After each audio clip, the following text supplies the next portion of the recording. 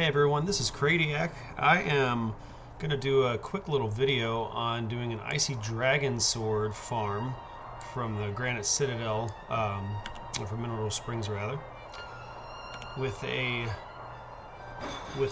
Assassin Mesmer build. So you may be asking yourself, why bother? Icy Dragon Sword isn't really worth a whole lot, and it's not the easiest farm. There's certainly better farms for the money. Why? Because I like it. I think the Icy Dragon Sword is one of the coolest weapons in the game, and every time I see one drop, it activates just a little bit of dopamine, and it makes me feel nice. That's basically it. You know, you can sell it for a little bit. It's not an awful sword. People look for it every once in a while.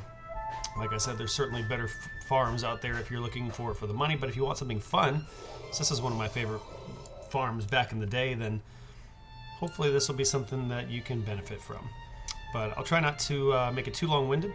I've only done it 2 or 3 times since relearning it, because, you know, I pick up Guild Wars once every 6 months maybe. But I had to go through a few different builds and a few different characters and professions to try to find one that still worked, because, you know, the reason that I'm making this today, you know, in 2025 for this 20-year-old game, is because of the fact that there's a lot of builds out there and a lot of videos out there that just aren't relevant anymore. You know, the skills have been changed, they've been nerfed, and for one reason or another, a lot of the farming builds out there just don't work anymore. So here's one that, as of December 2025, does work.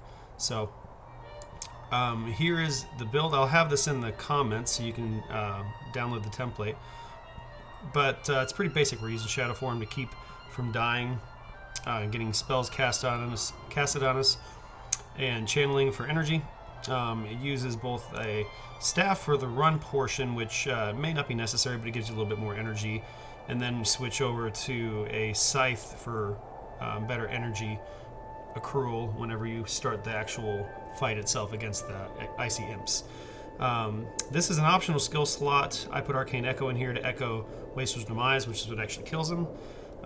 You've got Shroud of Darkness for healing. And then this, in the build that I had, was the Drunken Master? I forget. But I put I Am Unstoppable in here because it helps you not get knocked down on the way there. So it is optional. Dwarven Stability was what they had in there in place of it. And that will certainly work. But I prefer I Am Unstoppable, so that way the Tundra Giants don't knock you down. They don't do a ton of damage, so even if you do get knocked down, it's not the end of the world. I think Dwarven Stability in there was to try make Dark Escape last longer. But I just try to pair Dark Escape up with Deadly Paradox. That makes it recharge a little faster. But alright, I'm going to go ahead and go through here.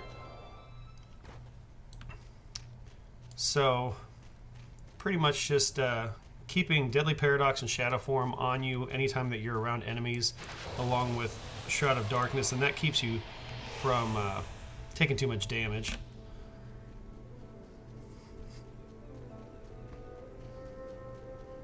And I'll go ahead and speed part of this up as far as the route goes.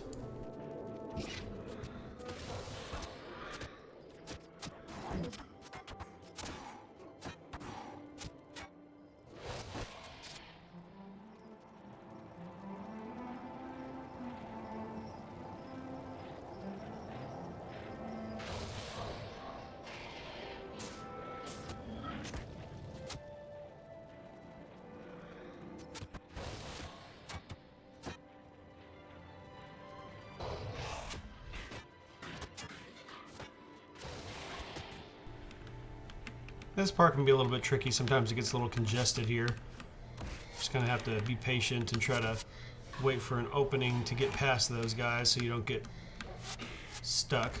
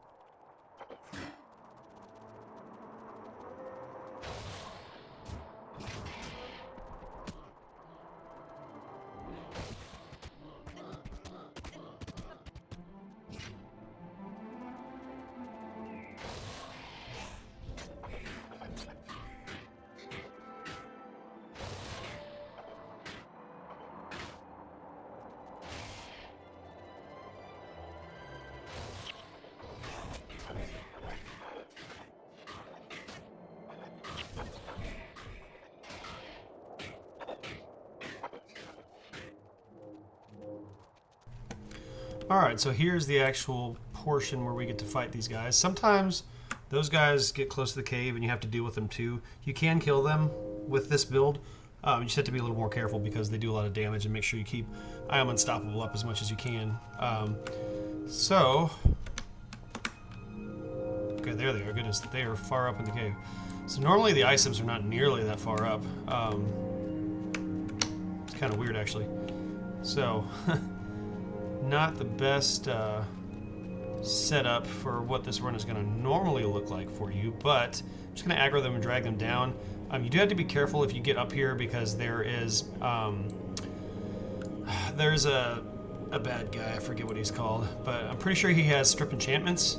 And then there is the ice beast that will definitely kill you, so you have to be careful about those guys. But normally, I mean, if you've ever done this before, there's normally a bunch by the cave entrance, there's normally a bunch right around here, and there was normally a bunch over here, so they're super deep in the cave this time. But I'll go ahead and show you the run anyways. So at this point, you can switch to your Scythe. That's going to help you get energy faster, and then we'll go ahead and cast our stuff. Channeling is going to help you get a lot of energy as well, and we're going to aggro as many of these guys as we can and try to bundle them all up. So yeah, they're all up in there. And there's the ice beast. So I'm not going to go up over there right now because I don't want to die in the middle of this, but typically you would have a lot more imps here. This is kind of a weird anomaly. I mean, there's not any cave trolls or anything. This is weird. But you just kind of get away, try to get around an object that they can't hit you, and they'll usually kind of bundle up together.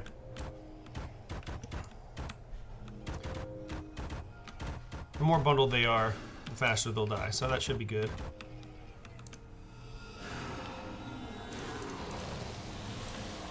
And just make sure that you keep your enchantments up. Alright, so this is a very small group, but we use Arcane Echo on Wastrel's Demise, and then you just spam these back and forth. And that's pretty much it. Make sure you keep Shroud of Distress up in case you do start to take some damage. You won't from the imps, but some of the other enemies like the trolls and stuff that come by, it may damage you a bit.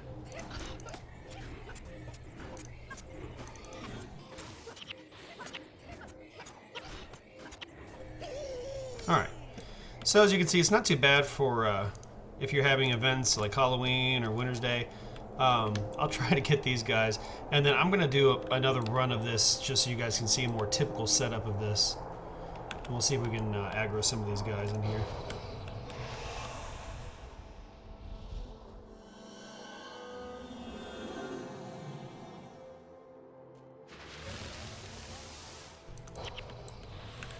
Alright, let's see what happens.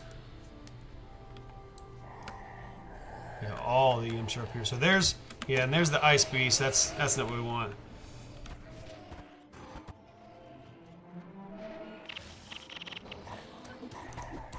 And here comes the ice beast to wreck my junk. Yeah.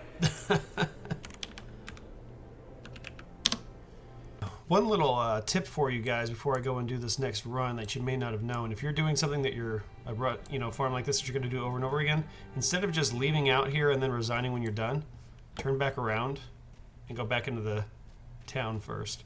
If you do that, when you hit resign, you will spawn right here at the entrance, or the exit rather, instead of getting spawned into a random spot in here and having to run around. So just save you a little bit of time if you're going to be in and out a lot.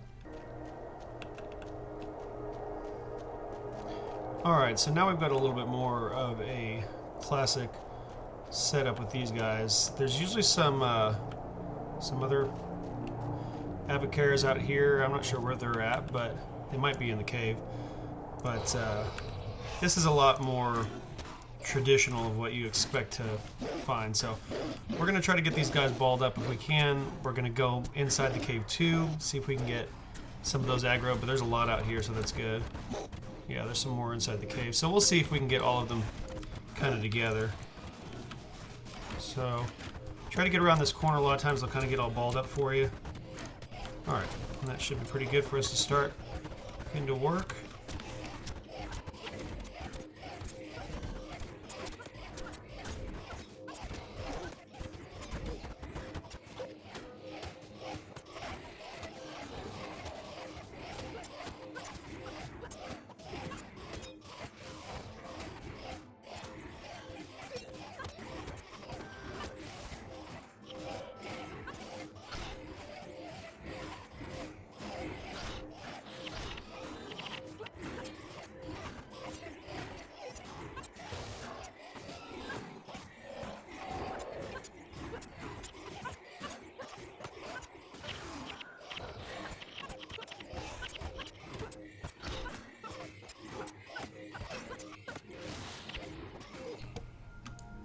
Alright, so there's the whole run.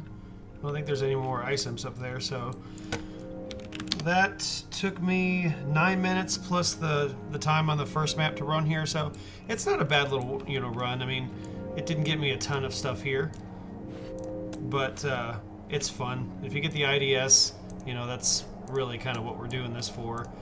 And it's not got a huge drop rate, but it's not awful either. So anyways, hope this was helpful for you. And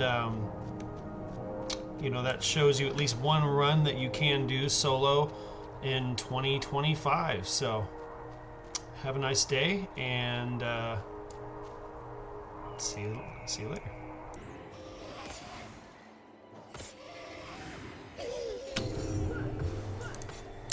And this is why we do it right here. This beautiful icy dragon sword. Let's just take a look at it. Just look at it.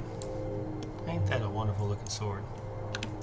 So that took me about 4 or 5 runs.